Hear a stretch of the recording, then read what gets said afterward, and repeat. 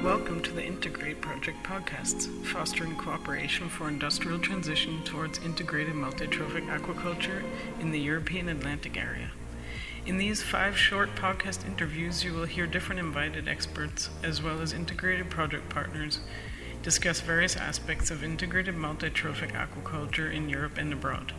This project is co-financed by the Interreg Atlantic Area Program through the European Regional Development Fund. The content of these podcasts only reflects the speaker's views. The program authorities are not liable for any use that may be made of the information contained therein. For more information, please visit our website at www.integrate-imta.eu and follow us on Twitter at integrate_IMTA. Thanks for listening and enjoy.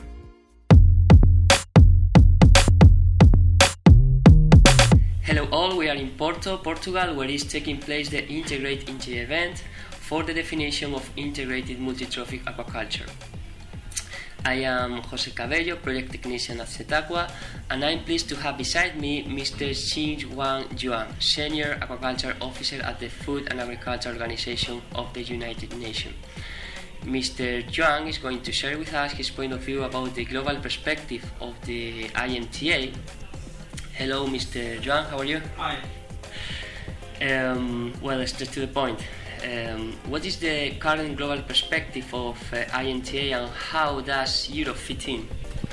Okay, IMTA is called Integrated Multi-Trophic Aquaculture.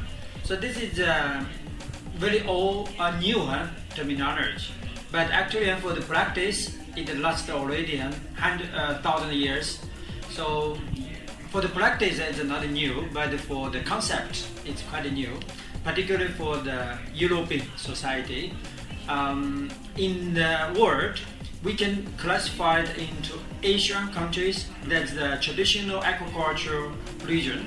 They have been cooperating with aquaculture to produce food and also to make money or to develop with the economic industry. They already have a very good practice. But for European countries, they mainly develop with fed fishery, our fed aquaculture. That means they mainly consider about finfish, particularly for salmon, as aquaculture. But now, as IMTA, it's called, that means we want to produce not only finfish, but also the crustaceans, the mollusks, and the seaweeds, and these aquatic plants. So in this case, that means we are going to diversify the aquaculture products to satisfy the consumers' demand, particularly in the global perspective. Okay, thank you. And do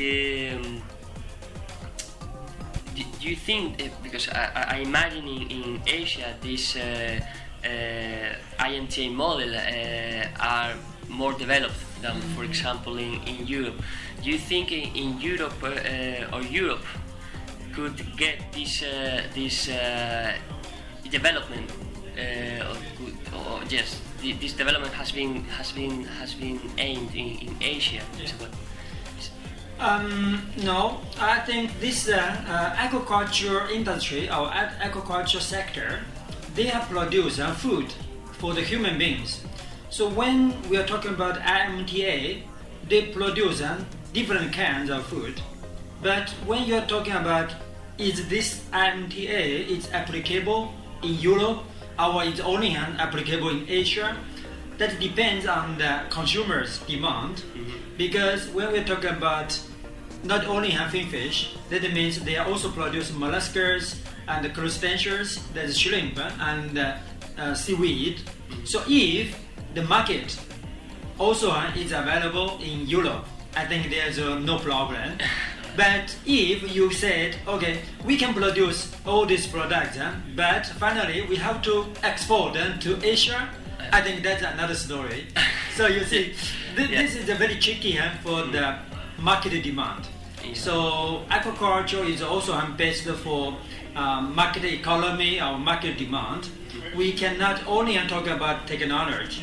Technology has to serve for the successful of market. Yeah. When you are talking about profitability, then the farmers will be happy.